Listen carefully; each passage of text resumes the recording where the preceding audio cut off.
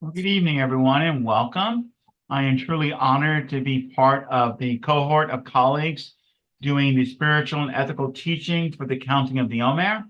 Today is May 22nd, 2024, which currently is still the 14th of ER 5784. But I am Rabbi Laurence Malinger here in Aberdeen Township in Temple Shalom here in central New Jersey. And in approximately 13 minutes, the sun will have set. So I'm preparing ourselves for the sun to set, hence calling it the 15th of ER. And we're also going to do the counting of the Omer as one does in the evening for tomorrow. I just want to point out a unique thing most people don't know. Today being the 14th of ER is also known as Pesach Sheni, or the second Passover.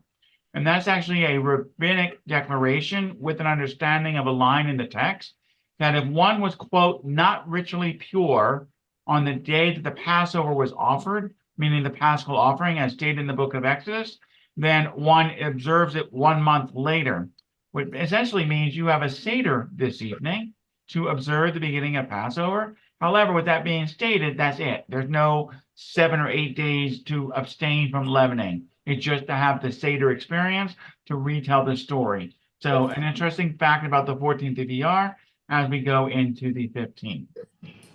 And so we will continue first with tonight's counting of the Omer.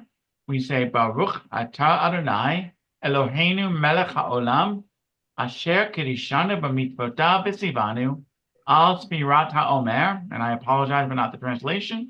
Blessed are you, Adonai, sovereign of the universe, who has sanctified us with your commandment and commands us on the counting of the Omer.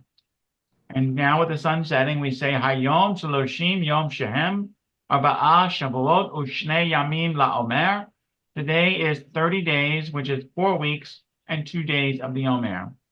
Now, as you know from this program presented by colleagues all across the United States, to each week of the Omer counting has a special theme or a special value, a midah. You already had chesed, or loving kindness.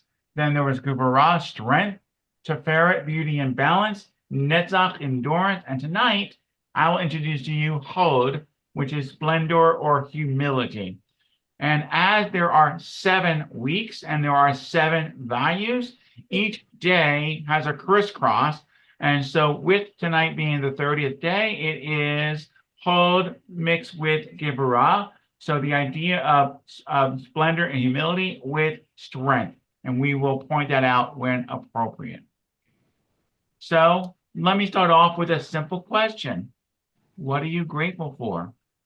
A lot. What are you grateful for? Some weeks it's been easier to answer this prompt than others. Not knowing what to say feels awful, as if I've been wearing blinders or too selfish. Maybe it seems trite to say the same thing each time. Maybe I don't want to repeat someone else's thought. Or perhaps my thankful reflex is just rusty. This weekend virtue of hod translates to humility, but the word originates from hodaya, the Hebrew word for giving thanks. This is not simply being grateful, it is the ability to generate and choose gratitude, particularly in a situation when it is not necessarily intuitive to do so. We tap into humility when we can exercise gratitude for our strengths, capabilities, and how we fit in the world around us, as well as our own limitations. We know that we cannot be everything to everyone, but that is easier said than done. So what I'm going to do is stop the PowerPoint for a second, and you can unmute yourself. So very simple question. What are you grateful for? Can I answer? Yeah, go ahead, Brownie, go for it. I'm grateful for my health. So great for your health, okay? Standard, we all probably like that one, right? Okay, thank you. What else are you grateful for, folks? What are you grateful for? There's no right or wrong answer. If you don't want to talk, you can type it in the chat. I'm very flexible. Ziona, go ahead. I'm grateful for community. Community, wonderful, wonderful. Anyone else want to comment? I have 3 really great girls. I'm very thankful for them. Good children. Thank you. Thank you. Okay. Ellen, are you raising your hand? I don't want to assume. Forgive me. Okay, that's all right. I know you're not Ralph, so whoever's holding the hand behind Ralph. Oh, I'm sorry. I'm Lona, and I'm grateful for my spouse here who helped me through a health crisis. Okay, so grateful for partnership and love. I love it. Anyone else want to share what they're grateful for? Yes, Erwin. I can't hear you. Now you should hear me. Now we can hear you. I'm grateful for my life partner. Your life. Okay. Your life partner or your life? Life partner. Life partner. All right, there you go. So I'm curious, anybody grateful for getting up today? Anybody grateful that when you got up and either before or after you had your morning meal that you had an opportunity to get rid of the waste of your body and use the bathroom? That's Well, part but of you know, the- these are biological Yeah. functions, and the fact that our daily ritual of prayer includes the prayer to excise the waste from our bodies. Ellen has the ability to breathe deeply. Absolutely. We're actually going to come back to that one a little bit. That's Too part of often, health. we are much easier to critique what is not something we like than it is to acknowledge what we like. Yes, go ahead. I've Lona? always had a trouble with gratefulness because I feel there's an implicit threat, which is that whatever you're grateful for can be taken away. Yes and no. And I say it that way on purpose. You are correct in the very base understanding that most of the things that we are grateful for can be taken away. But sometimes there is, excuse me, there are things that we can express gratitude that we absolutely have no control whether it will stay or go away, but to be in the moment. And being in the moment is not a matter of going away or not, it's just being in the moment. One of the great lessons that took me a long time to learn is whatever is bad about today, let it go away when you go to sleep because tomorrow's another day. You don't have to start the day with the bad. I'm not saying that you ignore whatever the problems is that you have to eventually deal with, but your attitude can be, you know what, it was a bad day. How can I make it a better day today? So I'm going to come back to that. I appreciate your analysis on that. I really do. In my congregation, we're a small congregation as all the rabbis are. We're about 240 households. And I've been the rabbi of this congregation for now 25 years. And one thing we did, either the second or third year when I started, when we have the prayer called Hoda'ah, or the prayer of thanksgiving, we always pause the service and we invite people to share something that they wish to share their gratitude for. And a lot of you gave the answers they give with their family, the community, their children, spouses, partners, all those wonderful things. And then occasionally I'll get the idiot, and I'm using that term on purpose, who will say they're thankful for saving 15% on their car insurance thanks to Geico. Okay, they got a little laugh, nobody enjoys that, and that's great. But then I'm grateful that someone came and visited me and I didn't know they knew I was home alone. Or I'm grateful that I got a phone call from a long lost friend that I didn't know, were thinking of me. And it's that little stuff. I had one congregant took issue with me when I said, that's really awesome.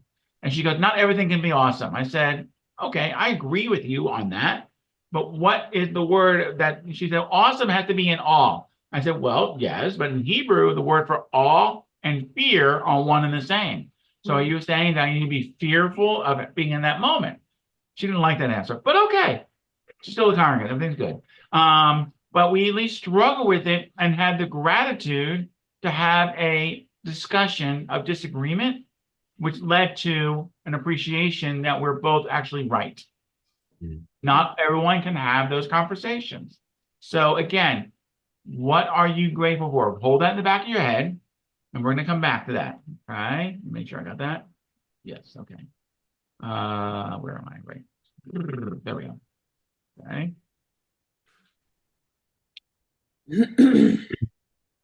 So there's a reason the phrase is, quote, exercising gratitude. Embracing thankfulness takes intention and practice, especially in a time when we're faced with constant news of failures and disappointments. We have to expend more energy to reflect on appreciation. I put together this on Monday. Last night, we had a program where we gathered to watch a documentary about musician and artist Leonard Cohen. And a huge chunk of that, of course, was his exemplary song, Hallelujah, the first version, the latter version that he created, and then the various artists that helped, quote, bring it back to life. In one of the pieces of Hallelujah, he talks about exercising gratitude. And afterwards, when we had a brief discussion, one of my congregants said, how can we be grateful with all of the terrible things going on in Israel, all the terrible things going on college campuses, and so forth? And I finally looked at her and said, I have a question. Okay? Rabbis are great at asking questions.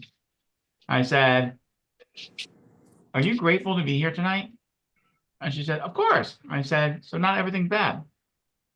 Now, to be honest, I do look at the world with much more optimistic lens than I do pessimistic lens. I am not being Pollyannish. I want to be very clear about that. There are horrible things going on, but I don't believe it to be an end all. I believe there are problems that we need to work together and find solutions. So how do we exercise gratitude that we can answer the question, what are you grateful for? So I always tell people, when you get up each day, stand up, look in the mirror, and laugh. Let's be honest. One second, I gotta let my phone in. Laugh. Or smile if you don't want to laugh. I get up in the morning and I see things in the mirror, I'm going, where do those come from? Whether it's a bag on the eyes or a line on my forehead. Then I laugh because I see my father, a blessed memory. And I'm going, I don't remember seeing him in my face. But then I realize I'm standing and I have a great day ahead of me. Now, how do I know it's going to be a great day? I don't. I just know that I got up and I get another opportunity to be a blessing. That is my attitude and it works. Now, I also have a personal story that helped me have that foundation. I was born in Philadelphia. When I was 18 months old, my brother was born. And Christmas Eve in Northeast Philadelphia, my father and I went next door to the neighbors. My brother was a newborn. He was home. My mother was a nurse. And apparently my father told me, do not run around the apartment. And as a good 18-month-old, I didn't listen and ran around the apartment or next door, wherever it was. And I tripped over a heavy-duty cord that was attached to a coffee percolator and proceeded to drop the entirety of it in the entire left side of my body. But then we find out, now I can say this, then I don't know, but we find out that we have some genetic connections in the Middle East and North Africa because I have keloid tissue, which means no matter what I do to my body, I'm always going to get a heavy scar. So when I got burned with the entire left side of my neck, my shoulder, and my whole arm, and I got burned and literally to the point that my arm melted, the skin, so my arm was like basically attached to my armpit and my forearm is attached to my upper arm. And I stayed that way until May of 1974 because I had to stop growing for 5 minutes before I open everything up. I was in and out of the hospital from the time I was, almost 2 till my 16th birthday when I had my last reconstructive surgery. My attitude was, okay, hospital food is bad. So I would get great stuff brought in all the time. Hospital clothing, you see everything, so I just don't care. My point is, my attitude was really created as a foundation to look for the good and not the bad. Now, I don't want to think for 1 minute I am the butt of that joke where there's a pile of horse manure in the child's bedroom and he runs in and he's shoveling like crazy and like, what are you doing? I said, there's got to be a pony here somewhere. That is not me. But rather, it's a pile of poop. All right, it smells, it stinks. I don't want to smell it. I don't want to, so get rid of it. I am blessed to be married almost 32 years. We have 3 children. Our oldest is married. And there are so many blessings. And don't misunderstand, there have been many moments of challenge, loss of loved lives, and tragic moments. But out of all those moments, I see the relationship get stronger. I see the connections have value. There are people I know from high school that I see or hear from occasionally. I went to high school in South Texas, long story. But nevertheless, every now and then we reconnect. I just reconnected with my college roommate. We got separated for about 15 years, and it was as if we just spoke to each other yesterday. And it's great. And so now we're making arrangements for each other to visit. I am grateful that our friendship was strong enough that it could withstand the time of separation. To exercise gratitude means when you get up, when you do something, rather than look for what's wrong, look for something to be thankful. So now going back to what Lona said, you're grateful for the thing that may not be there tomorrow or whenever it may be. Yes. But I'm also grateful to just have the opportunity to have the opportunity. This morning, I went to visit one of my congregants who's homebound, who unfortunately most likely will not be with us in the next 2 months. And so I'm going to visit every other week just to know we're thinking of them and that kind of thing. And because I was in the area, I have another congregant who just moved into an assisted living. I said, you know what, let me just stop by. Again, I didn't plan it. I didn't call in advance. You would have thought that I was the Messiah today. I didn't, but they did. And all I did was say, I was just thinking of you. I wanted to check you out, make sure you're doing okay in this new community. And that meant more because it basically says someone thought of me. I am grateful that someone cared enough to say hello. I am grateful that someone lended their hand when they needed or when I needed. So the point is, what are you grateful for? We're all grateful for the same basic stuff. What are you really, really grateful for?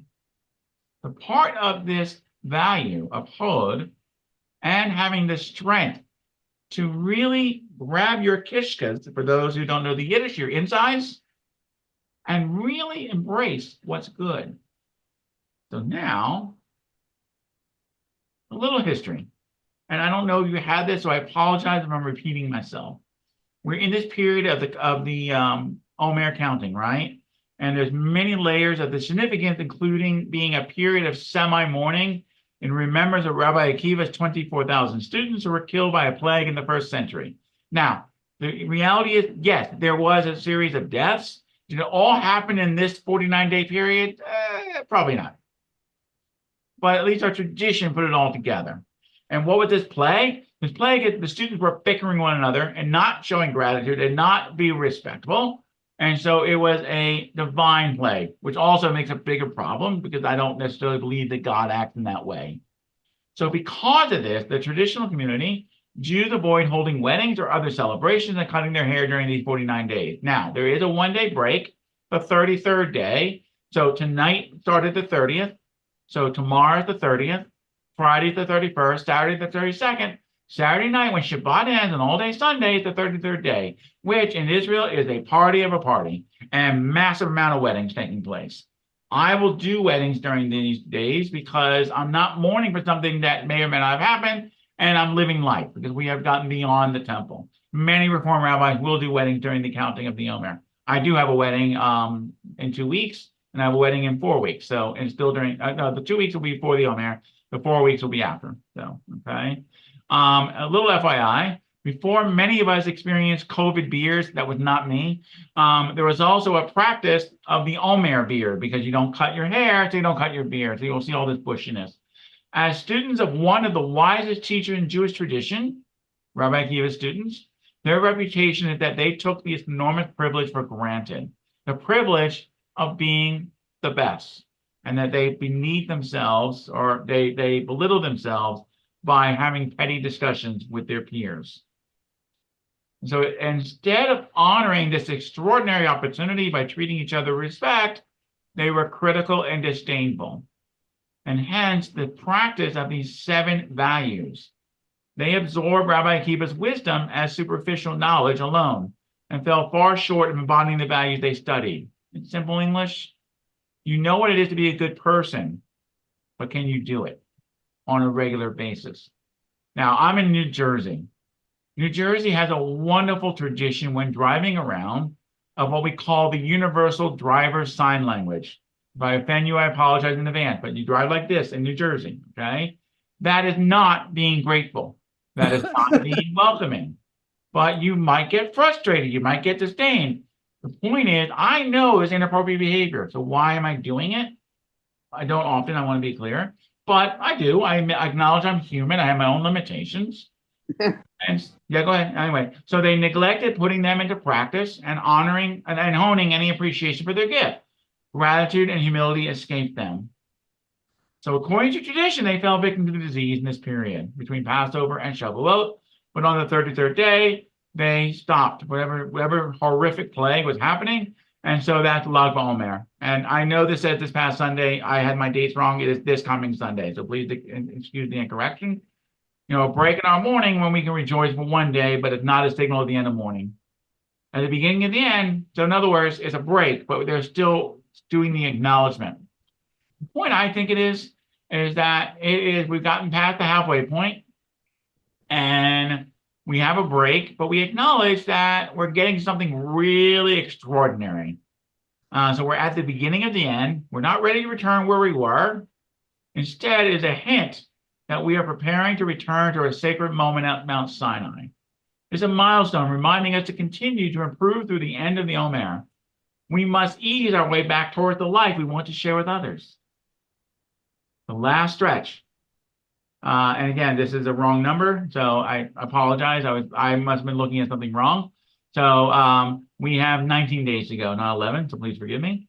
So the last stretch of the Omer is extra time to consider how we'll account for what we have and who will be after this period of mourning. And as we gradually return to pre-pandemic ways of life, that's still going on, will we enjoy time with loved ones in a way we did not before? Do we understand our limits and will we honor them? Will practicing this gratitude now help us remain humble, patient, and gracious and generous, So having been the rabbi here for 25 years, I've experienced 9/11. I've experienced the great economic depression of 2008-9. I've experienced a lot of different moments. And I remember very well, on September 12th, we had a gathering, a vigil, privately, and then we joined the community one a couple of days later. And our community was not unscathed, as many communities in my area. We lost 6 people that day. We were fortunate there's only 6. Some communities lost in the numbers of 30s and 40s. So it was a horrific moment of our community. But we came together. And I said, I want you to remember this moment, especially when you forget. We are human beings. We have horrible long-term memory when it comes to good. We have great memories when someone wrongs us and we hold on to it. One of the classic example of this is the movie Avalon. A family's having Thanksgiving celebration in Baltimore. The uncle comes late. He's upset they started without him. And then he leaves, never to speak to them again. One of the stupidest expressions of human life, but we all understand it. We've seen it. I remember about 10 years ago, I had a baby naming. My neighbor next door, their daughter up in upstate New Jersey, went to the baby name. We're waiting for this one family member. And I finally said, look, I really can't wait anymore. I got to get to my next thing. We started about an hour and a half late by you. We started and we were just finishing when they walked in the door. And I'll never forget what they said. And I said, with all due respect, we waited for you, but you were not on time. And they said, well, with all due respect, Rabbi, you should do it again. I said, nope, you lost that. And I walked out. Now, the family they supported me 100%. But the point was, they were not grateful to be there at all. We found out later, they left their home at the time we were scheduled to start. So that was just annoying. And I'm being nice. But that's it. How do we have gratitude when we feel that people are saying, doing, behaving in a way? So that's why this is important, to remain humble, patient, and generous. I want to be very clear. It does not give you the permission to walk on somebody. Hod is the ability to generate and choose gratitude, especially in situations when it's not intuitive to do so. Hod is foundational to healthy, lifelong relationship. It reminds us that our strengths are not limitless, that others have strength we lack, and to appreciate the splendor and beauty that others bring to us. If I regularly consider what I am thankful for, I'll be much more prepared to answer that question differently when asked again. Knowing that I flex my ability to appreciate will fulfill me and hopefully generate even more gratitude. Perhaps this week, until next, when reading the news, actively seek out articles and statistics on optimistic trends and people overcoming challenges. That's hard because that kind of news does not always get published.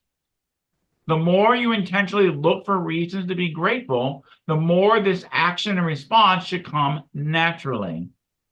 In a moment of frustration, what or who are you grateful for that you can bring to mind to find patience and calm?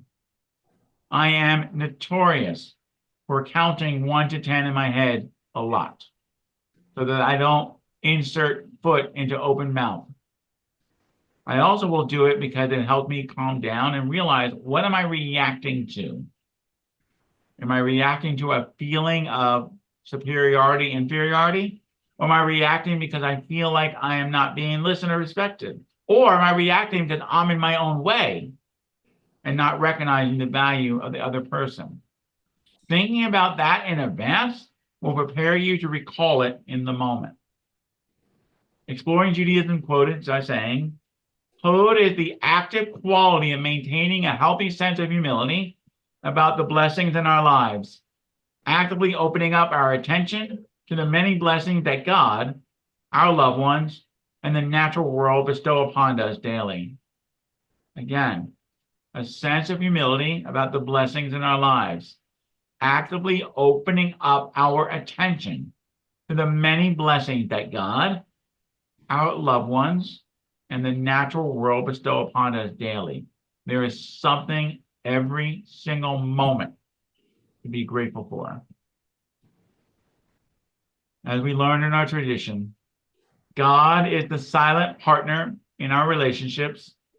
With attention, we can inculcate a sense of gratitude to the many blessings life sends our way. Yet, however much we develop the facility to see God's blessings, we never see God. As such, the Holy One is the ultimate example of Hod. Judaism bids us to act in God's ways, developing a greater sense of humility, gratitude, and appreciation for splendor is certainly one of these. So, what can you do? Do I appreciate the people whom I cherish most? And more importantly, do you tell them? I want you to think about 3 of the specific qualities or actions of your most cherished love.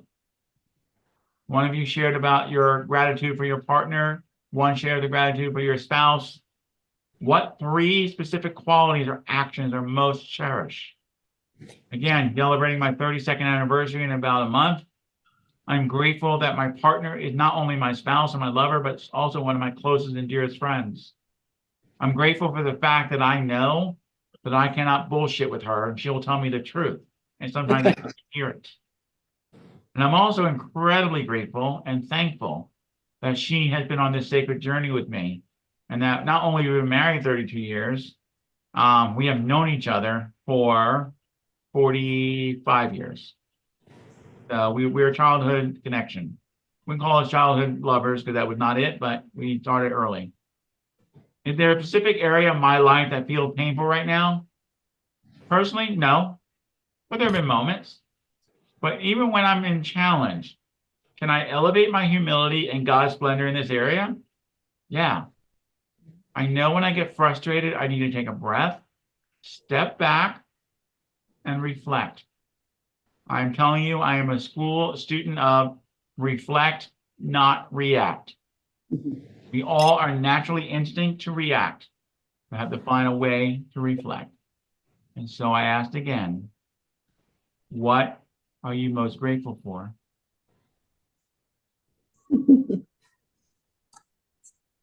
I'm grateful for how you're having put this presentation together. It's given me a lot to think about.